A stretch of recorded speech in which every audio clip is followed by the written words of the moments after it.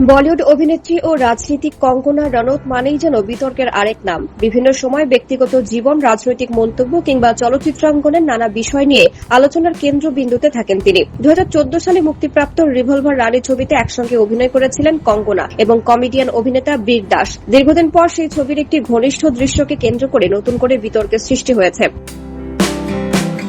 সম্প্রতি সিদ্ধার্থ কান্নানের পডকাস্টে সাংবাদিক সিমি চান্দোকে দাবি করেন, সিনেমাটির একটি ঘনিষ্ঠ দৃশ্যের শুটিংয়ে কাট বলার পরও কঙ্গনা নাকি বীর দাসকে চুমু খেতে থাকেন। তার কথায় এতে বীর দাসের ঠোঁটে আঘাত লাগে এবং রক্ত বের হয়। পডকাস্টে তিনি বলেন, বীর দাসকে একদিন আমার পডকাস্টে আনতে হবে। ওই সময়ের কথা মনে করলে হয়তো কেঁদেই ফেলবে। রিভলভার রানী সিনেমার একটি দৃশ্যে কঙ্গনা তাকে গভীরভাবে চুমু খাওয়ার কথা ছিল, কিন্তু দৃশ্য শেষ হয়ে যাওয়ার পরও তিনি থামেননি। বেচারার ঠোঁট কামড়ে রক্ত বের করে দিয়েছিলেন। তবে এই বক্তব্যের পক্ষে স্বাধীনভাবে যাচাইযোগ্য কোনো প্রমাণ প্রকাশ্যে আসেনি।